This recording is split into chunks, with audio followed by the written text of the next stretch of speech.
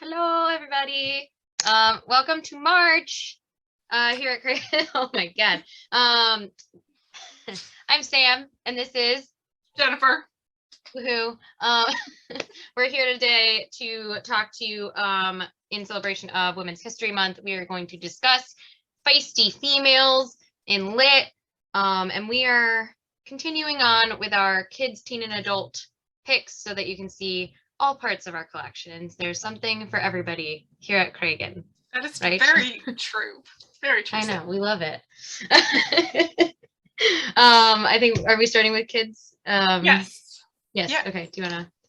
Sure.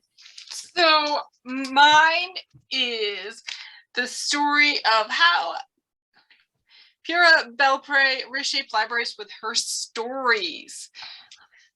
So it's such a great picture book. It is new to our collection. And as a child, she loved listening to stories, and she started to work at a library and realized that the stories she heard in her childhood were not on the library shelves. So she started to tell her stories and did a lot of storytelling in libraries. And then she realized that all the books on the shelf were in English, and she just needed to write all these stories down. So she did. And if you don't know, ALA has an award after her, so it's awesome. So this is kind of her telling her stories. You can see the illustrations are really, really pretty. That's so pretty. She has like gathered all of these people, and it's very exciting. And here she is writing her stories down. And you can see like the characters are dancing off the page. And that's a little frog on her shoulder. Yes. And there's a little head here. So it's just a really sweet story about cultural differences and how they came into the library world, which was great. And if you do want to read the award-winning books, the Pura Belpre winning books, we have some, and we can order all the others. So that was really fun. This was a very librarian tale, and I loved it. I feel like sometimes there are some that we get, and those are like they're the behind the scenes library stuff, and like, you know, we have to love them, right? You do. They just make your heart happy. I don't know. Yeah, I totally get that. All right, so my kids pick is actually a kids chapter book. So this is The Great Treehouse War by Lisa Graff, and it circles around Winnie, the fifth grader. Her parents have just gotten divorced, and she is in the middle of like their constant fighting.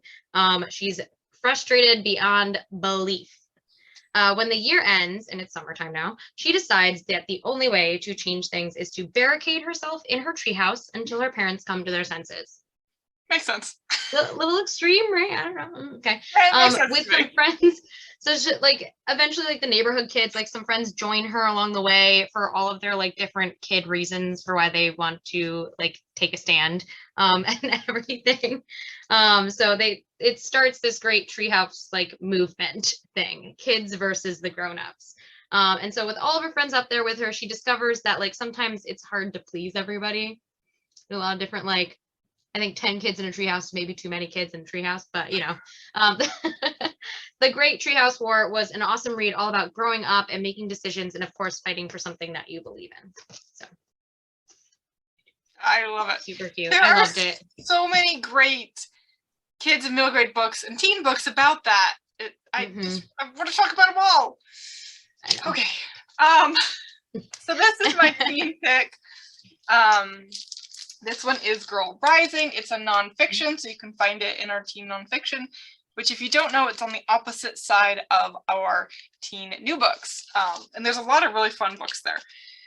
So this is called Girl Rising, Changing the World One Girl at a Time. It is edited by Tanya Lee Stone, who I absolutely love. She has a lot of interesting nonfiction books. So this started off as a film profiling 9 different girls, and it kind of exploded into a global campaign for girls' education. Here are some of the girls that they're talking to. So they talk a lot about different barriers in education. You've got slavery and marriage. Child marriage, limited access, like maybe there's no school nearby, or they have to, walk 5 miles, or they can't go because they have all of these chores at home, or, you know, something like that. And it also talks about like the ripple effect of education. Like, what if these girls did get educated, and how would that change their lives and then all the other lives? So it's both like really, really inspiring and a little heartbreaking, because you're just like, oh, you just want to hug all of these girls and just, you know, make them safe and just everything. So it's really great. The back has a tagline that says, "One girl with a courage is a revolution." Yeah, it starts with one, right? It really does. One kid in a treehouse. One I know. child trying to be educated. Okay, I got like a kind of weird one now. Yay! Okay. I think I will always have a special place in my heart for Reboot by Amy Tintera. There's a second one called Rebel. I highly recommend reading both. I think I read these when I was like just after teenage, maybe. So like it stuck with me for a while. Like so good. All right. So in a world, this is a little bit sci-fi, I'm sorry, everybody, where you die, you have the ability to come back as a reboot. Ooh. So reboots are stronger than humans. They are significantly less human, meaning that they have like no emotions to get to the better of them. The longer you're dead, the stronger that you are if you come back as a reboot. So Ren is our main character, and she is the deadliest reboot serving as a soldier. She's nicknamed 178 for the number of minutes that she was down before she came back. She has no emotions. She lives to serve the Human Advancement Repopulation Corporation, or they're called HARC. And she definitely does not disobey orders. Or does she? When she meets her new trainee, the world seems to like shift. Is HARC really the organization that the people need, or does she realize that maybe they have been fooling her? She goes full force and tries to take down the bad guys. It is such a good teen read. I can't even. I think it's good for adults too. Oh my God. Reboot. I love it. I'm a nerd. We all are. That's part of being a librarian, I think. All right. My last book is a romance, The Heiress Hunt by Joanna Shupe. So here's the cover.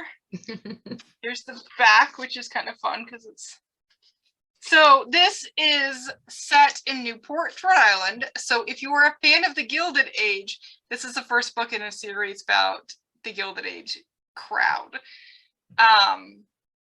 So it does have a romance, but the reason I picked it is because Maddie, I found this really fascinating. Maddie is a debutante, and she decided that she was going to wait until her third season to marry because she wants to compete nationally in tennis, and her mother allowed it. Oh, that's awesome. Two kind of there, and there is tennis in the book.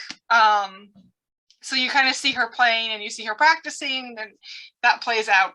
But I thought it was really fascinating because you don't really get a lot of sporty heroines in Gilded Age or Regency or like historical romances. You don't really see sporty females. Like you see like boxers and males, but you know, I thought that was really fascinating. And the Gilded Age is great. And so you kind of get like, you know, a little bit of the snark because they're all at Newport at the cottages and the fancy house party, and there's a duke, and then there's like a love triangle. The games they play are kind of fun. Like, you know, it's a really fun read. So sounds like it's got definitely a little bit of everything there. It does. Yeah. All right. So mine is actually, my adult pick is weird because it's a graphic. So I wanted to switch it up. This is the Charlotte Bronte Before Jane Eyre by Glynis Fox. So Charlotte Bronte is an outstanding female in women's history, like no doubt. We know that English literature would not be what it is today without her and her family. And so this graphic novel is before all the novels came to be.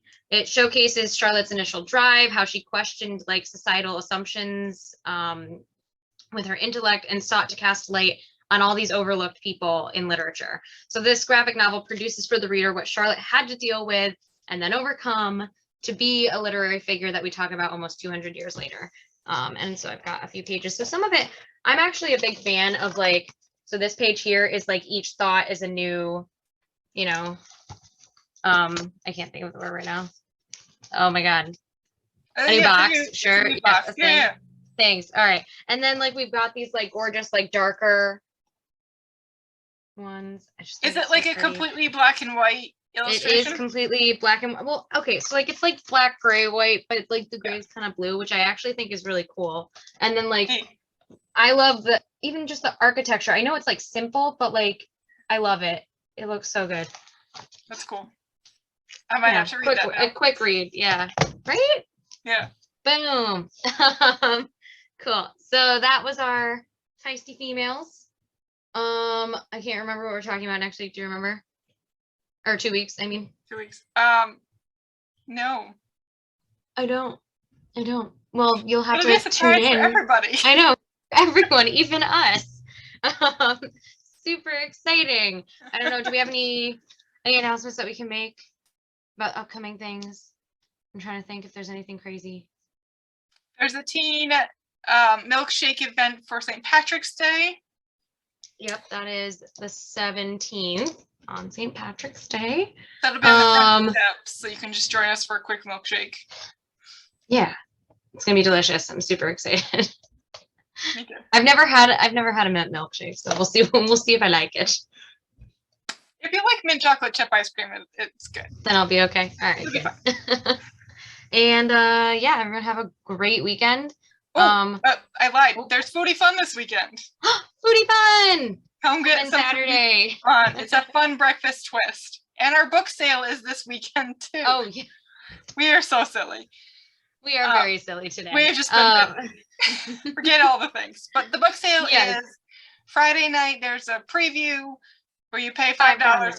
And then when we're open on Saturday, and then Sunday is 10 to 3. 11 to 3. 11 to 3. Yep, 11 to 3 on Sunday. And then when we're open on Monday, Tuesday, you can still come in. Wednesday. Oh, Wednesday too. Cool. Yes. Yep. So come in, get your books. There's a lot of good stuff in there. I've just peeked a little bit. I haven't like looked, but lots of good stuff.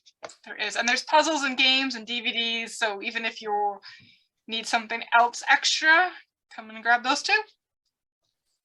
All right. We'll see you in 2 weeks. Bye. Bye.